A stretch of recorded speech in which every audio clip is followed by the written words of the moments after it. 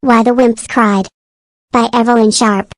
The Wymps and the fairies have never been able to agree. Nobody quite knows why, though the Fairy Queen, who is the wisest person in the whole world, was once heard to say that jealousy had something to do with it. The fairies say, however, that they would never dream of being jealous of people who live at the back of the sun and do not know manners, while the Wymps say it would be absurd to be jealous of anyone who lives at the front of the sun and cannot take a joke. All the same, the Fairy Queen is always right, so somebody must certainly be jealous of somebody, and it is well known that if the Wymps and the fairies are invited to the same party, it is sure to end in a quarrel. It is really a wonder that the Fairy Queen has not lost patience with the Wymps long ago, but people say that she has more affection for her naughty little subjects at the back of the sun than anyone would imagine, and the Fairy Queen is so wonderful that it is quite possible to believe this. Once, matters became so serious that there would have been a real war, if the Queen had not called an assembly of her subjects on the spot, which happened to be on the roof of a blacksmith's forge, and asked them what the fuss was all about. "Please, your Majesty," said one fairy, half crying, "the Wymps shut me up at the back of the sun for 15 days, and they gave me nothing to eat, your Majesty. They said that if I couldn't take a joke I couldn't take anything. And I should never wish to take one of their jokes, please your Majesty." "Do not trouble about that," said the Fairy Queen, gravely. "For my part, I shall never expect you to take a joke from anyone. Now, Capricious, what have they done to you?" she added, as another fairy with a round dimpled face came forward in a great hurry.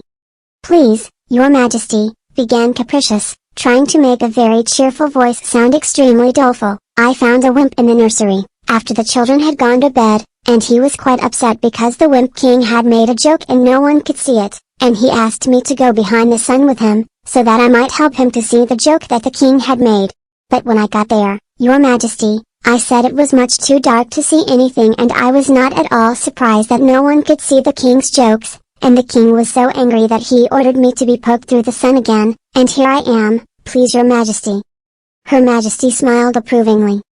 "You have made a joke worth 2 of the Wymp Kings," she said, "and I shall appoint you as a reward to go to Wympland with a message from me. Do not trouble to thank me," she added, as the round dimpled face of Capricious grew a little crestfallen, "for there is no time. The sun is just going to rise, and the moment it is above the horizon you must go straight through it once more and tell the king that I invite him to breakfast in Fairyland. And now I must be off, for I have a smile to paint on the face of every child in the world before it wakes." So the Fairy Queen flew away to paint 1,000,000 or 2 of the most beautiful smiles in the world, and the other fairies popped down through the roof and did all the blacksmith's work for him and dropped a nice stream on his pillow just to show they had been there, and Capricious sat on the edge of the chimney pot, until the sun came above the horizon and it was time for her to take the Queen's message to Wympland. The Wymp King knew better than to refuse the Queen's invitation to breakfast, so he yawned 354 times, rubbed his eyes to keep them open, for it is a well-known thing that the Wymp King is nearly always asleep, and started off in the direction of Fairyland. The Queen was as pleased to see him as if he had never been naughty at all, but, of course, she was far too much of a queen to let him guess that he was really there to be scolded. So she made him sit next to her at breakfast, and gave him a cup of stinging nettle tea to keep him awake, and allowed him to make as many jokes as he pleased. The Wymp King, in consequence, was extremely happy, and when the meal was over and the Queen began to look stern, he had to think very hard indeed before he remembered that he was nothing but a naughty little wymp after all. "This state of things cannot go on," said the Fairy Queen. "What is the use of my being a queen if I am not to be obeyed? Your Majesty's chief use is to look like a queen and to forgive your disobedient subjects," said the Wymp King, who had taken so much stinging nettle tea that he was almost bristling with jokes. "Ah," sighed the Fairy Queen, looking sideways at the Wymp King, "it is not at all easy to rule a country like mine." "It is very fortunate for the country to be ruled by a queen like you," said the Wymp King, who had not been so wide awake for 1,000 years. "Do you think so? Then Wympland shall have a queen for a change, and you shall stay here instead and take a holiday," said Her Majesty, promptly. The Wymp King saw that he was outwitted, but he would not have been a wymp if he had lost his temper about it, so he chuckled good-humoredly, and pretended not to see that he had really been cheated of his kingdom and was nothing but a prisoner in Fairyland. However, the Fairy Queen gave him very little time even to keep his temper, for she turned him into a tortoise and sent him to sleep under a flower pot in the garden, and then she called for Capricious to come and help her to choose a queen for Wimpland. Capricious put her round, dimpled face on one side, and thought deeply for 13 seconds and a half. "There is Molly, the shoemaker's daughter," said Capricious, when she had finished thinking. "She is 7 years old, and she is almost as fond of sleeping as His Wimpish Majesty. She would make an excellent queen for Wimpland." "I remember Molly," said the Fairy Queen, thoughtfully. "She has ruled the shoemaker and the shoemaker's wife and the shoemaker's customers for 7 years and a half, doubtless, she will have no difficulty in ruling Wimpland. So let no time be lost, Capricious, and see that Molly wakes up from her morning sleep and finds herself on the Wimp King's throne. She will look after the Wimps for a time, and I shall have some peace. Besides," added the Fairy Queen with her wise smile, "if the Wimps can only be made to cry for once in their lives, we shall probably have no more difficulty with them." Capricious, who was just an ordinary little fairy and never thought about anything much except singing and dancing, was quite unable to understand the Queen's last remark. "Shall I tell Molly what she is to do when she gets there, please your Majesty?" she asked in rather a puzzled tone. "Do?" said the Queen. "The rulers of Wimpland never have to do anything. If Molly will only keep her subjects amused, that is all they will expect from her."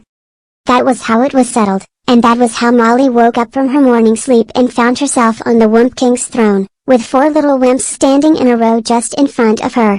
Molly stared at the throne on which she was sitting, stared around at the dimly lighted land of the Wimps, and stared at the 4 little Wimps who stood and laughed at her. "Who are you?" she asked, opening her eyes as wide as she could. "Are you live dolls, or fairies, or just other children for me to play with?" The 4 Wimps laughed more than ever when she said this, and began to sing a funny little song all together, just to explain who they were. This was the song. "We are skillful and willful and captious and queer. There's nothing to fight you and nothing to fear. 4 little Wimps at the back of the sun. Brimful of wimpery, rubbish, and fun. You'll find we are wimpish, but then, we are not bores. Though we own to a weakness for wiping off scores. Ah! Skillful and willful and captious and queer. Are never far off when mischief is near. Of kings we've had many, but never a queen. So bewimping a monarch we've surely not seen. And, skillful and willful and captious and queer. Though we are, yet we know how to welcome you here. You'll surely bewimp all the wimps you come near. Besides skillful and willful and captious and queer. By the time you have gone and your wimping is done, the world will have changed at the back of the sun." "Are you really wimps?" exclaimed Molly, when the 4 little fellows had finished explaining who they were. For, like every properly educated child, Molly knew quite well that the Wimps lived at the back of the sun, although she had never been there before. "To be sure we are," answered Skillful and Willful and Captious and Queer. "And you are our new queen." "Am I?" said Molly. "Oh, what fun!" "Of course it's fun," said Skillful. "Everything is fun up here." "Except the king's jokes," said Willful. "And the Fairy Queen's commands," said Captious. "And the interference of the fairies," said Queer. "How do the fairies interfere?" asked Molly. "They come without being invited," said Skillful. "They don't play fair," said Willful. "They always expect to win," said Captious. "They cry for nothing at all," said Queer. "I cry sometimes," observed Molly. "When?" asked all 4, in a tone of alarm. "When I am hungry," said Molly, "or tired, or sometimes, when I tumble down, or when I feel cross." "You should never cry," said Skillful, in a superior tone. "It takes up so much time, and when you've done crying you've got exactly the same thing to cry about as before. If you are hungry, don't cry but get something to eat. And if you are tired, don't cry but go to sleep." "Nothing could be simpler," said Willful. "And if you tumble down, don't cry but pick yourself up again," said Captious. "If you know how to tumble down properly, it is the best fun in the world. We spend most of our time up here in learning new ways of tumbling down." "And if you are cross," added Queer, and then he stopped and looked doubtfully at the other 3. "What is she to do if she feels cross?" he asked them. They shook their heads in reply. "Nobody is ever cross in Wimpland," they explained to Molly. "People who know how to make jokes, really good jokes, soon learn how to take them as well, and then there is nothing left to be cross about. You don't feel cross now, do you?" Molly assured them that she did not feel in the least cross, and their faces brightened again.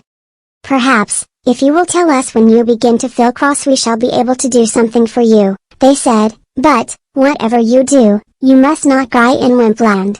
It is only the fairies who do that, and they don't know any better. As long as the sun has had a country at the back of it, no wimp has ever been known to cry. Now, let us go and find somebody to tease. I thought queens could always do as they like, objected Molly, as they took her two hands and made her jump down from the throne without finding out whether she wished to come or not. Oh, no, said Skillful and Willful and Captious and Queer. You make a great mistake. The king always does as he is told in Wimpland. So come along with us and see us tease somebody. I don't want to tease anybody, said Molly, decidedly. I am going to be a real queen. Real queens do just as they like, it is only kings who do as they are told. If you are not going to let me have my own way, I might just as well have stopped at home, instead of coming all this way on purpose to be your queen. The four little wymps looked very perplexed. May she do as she likes? They asked one another, and shook their four little heads doubtfully. She might order us about, said Skillful. Or laugh at us, said Willful. Or expect us to obey her, said Captious.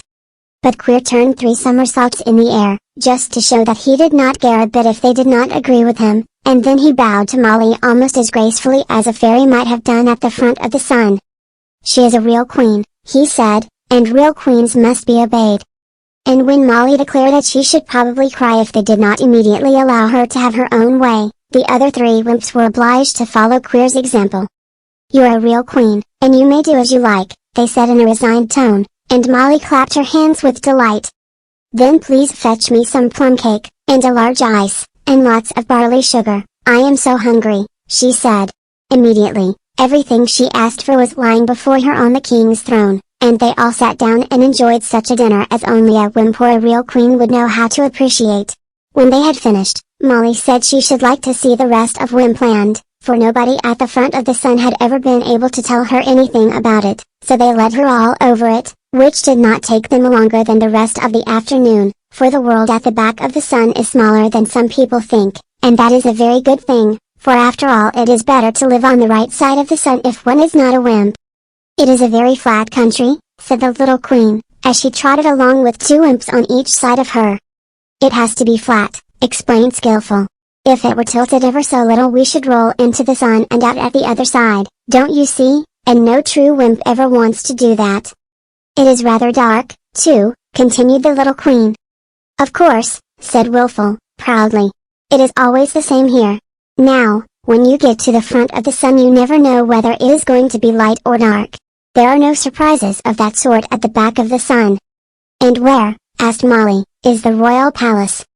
Wherever you like, answered Captious in an obliging tone. Would you like it here, or will you have it a little nearer the sun?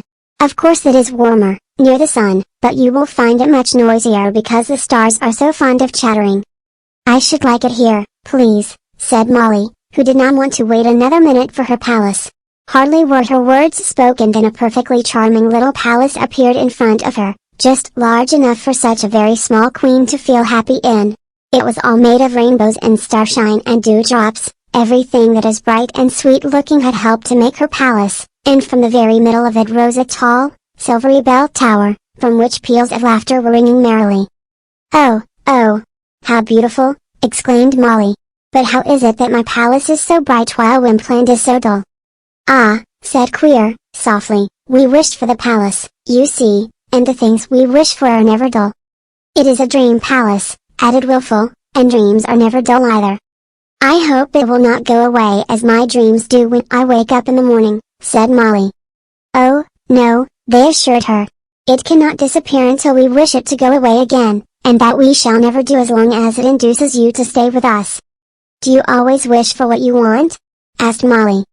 Dear me, yes, said Captious. What is the use of having a lot of things lying about that you don't want? There is only just enough room in Wimpland for the things we do want, so we wish for them as we want them, and that is much more convenient. You should try it. Everything you see here, added Skillful, has been wished for, some time or another. Neither Wimpland, nor the wymps, nor our bewimping little queen would be here at all if somebody had not wished for them. And if we were all to wish hard at the same moment, said Willful, not one of us would be left standing here, nor would there be any country at all at the back of the sun. But we shall never wish that, now that we have a real queen of our own, said Queer. Then, for the first time, Molly noticed that this strange little country at the back of the sun had no people in it, for, ever since she had waked up on the king's throne, she had seen no one except Skillful and Willful and Captious and Queer. Where are all the other wymps? She cried. Ah, they said, mysteriously, most people don't know it, but the wymps go through the sun every morning and spend the day in making fun for the people on the other side. That is how the people down in the world are taught to laugh instead of to cry. There would be no laughter at all at the front of the sun if it were not for the wymps. How strange, said Molly. I always thought it was wrong to make fun of people. So it is, said Queer, nobody but a bad wymp would do such a thing. A true wymp makes fun for people, and that is a very different thing. A very different thing, echoed the other three. We only make fun of people who have never learned how to laugh, and very difficult it is to make them into fun at all. It's very poor fun when it is made, too, most of it, they added, sighing. Molly was just going to ask them how they managed to make people into fun at all, when a number of sounds like pistol shots suddenly came from the direction of the sun, and the four wymps grew wildly excited and seized her by the hands and began to race over the ground with her as fast as they could. The wymps have come home, they gasped breathlessly. If we make all the haste we can, we shall be there in time to see them arrive. It seemed to Molly that to run after her subjects was a curious thing for a real queen to do. However, she was far too much out of breath to say anything, and the next moment they had reached the back of the sun, and there were dozens of little wymps, all tumbling through it, one on the top of the other, until they made a large heap of themselves at the feet of their new little queen. They are bidding you welcome, whispered Queer, as the heap remained motionless at Molly's feet, and, except for the fact that a good many shouts of laughter were coming from it, no one would have thought it was made of wymps at all. Oh, please get up, implored their little queen. It is very nice of you to be so glad to see me, but I am sure it must be very uncomfortable to lie about on the floor like that. Immediately, the heap dissolved itself into wymps again, and they crowded round Molly, tumbling up against her so clumsily and chattering and laughing so noisily, that she thought it was quite time to remind them that she was a real queen. Do you think you could make a little less noise? She begged them. I don't like noise at all. If you will only try to speak one at a time, I may be able to answer everybody. The wymps were so amazed to hear that she did not like noise that they became silent for a whole minute in order to think about it. You see, said Queer, apologetically, we have never had a queen before, so we are not quite sure what she does like. Kings always like plenty of noise, at least, it does not seem to wake them up, and that is a great thing. Yes, that is it, cried all the little wymps together. We have never had a queen before, so we don't quite know how to treat her. Supposing, continued Queer, that you were to tell us the kind of things that a real queen would like us to do. Yes, yes, shouted all the other wymps, gleefully. Tell us what a real queen would like us to do. So Molly clambered up on the king's throne, and tried to look as much like a queen as a very little girl, in a very short frock and a very pink pinafore, knows how to look, and the wymp stood in front of her, closely packed together, and she began to tell them some of the things that a real queen would like them to do. First of all, said Molly, a real queen doesn't like her toes trodden on, and her pinafore crumpled, and her hair pulled. She doesn't like being screamed at, either, and she never allows herself to be ordered about by anyone. She likes to order other people about instead, and she likes the other people to be very pleased when she orders them about, and not to go slowly and look disagreeable and grumble. She likes a new frock every Sunday, and a birthday every month, and she always drinks milk for supper. It is supper time now, added the little queen, beginning to yawn.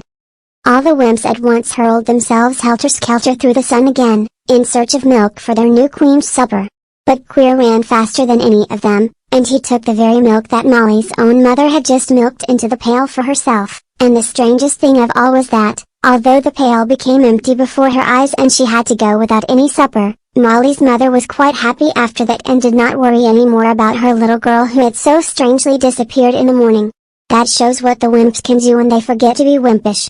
And Molly drank her milk and went to sleep in her dream palace, and was the happiest little queen on either side of the sun, and the wymps, well, it is impossible to describe what the wymps felt like. Molly was Queen of Wimpland for a great many days, and there had never reigned such peace at the back of the sun, nor in the whole world of Fairyland either. It was so remarkable that the Fairy Queen sent for Capricious, one day, and asked her why nobody had anything to grumble about. Anyone might have thought from the Fairy Queen's tone that she was not particularly pleased at so much contentment, but of course that could not possibly be the case. "Please, Your Majesty," said Capricious, who had been waiting anxiously to be asked this very question for quite a long time, "it is because the Wymps are so much occupied in looking after their new queen that they have no time to play tricks on us." "Ah," said Her Majesty, smiling wisely, "does she seem happy at the back of the sun?" "Everybody is happy at the back of the sun, please Your Majesty," said Capricious. "They play games all day long to amuse their new queen, and they never quarrel except for the right to do things for her little Majesty.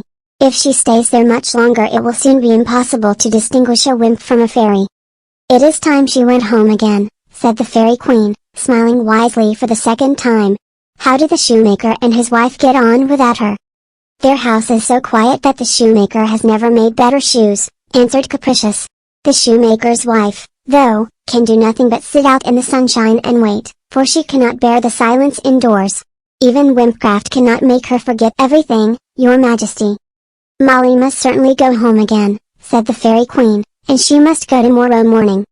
Capricious sighed dismally. "Must she really go, Your Majesty?" she ventured to say, "and will the Wymps be free again to plague us with their tiresome wympish jokes?" The Fairy Queen smiled wisely for the third time. "Wait until tomorrow morning," she said. "You may have as good a joke against the Wymps as they have ever had against you." That night, Molly had a dream straight from Fairyland which reminded her that, although she had a whole palace of her own and quantities of little subjects to do her bidding, she was really the daughter of the shoemaker on the other side of the sun.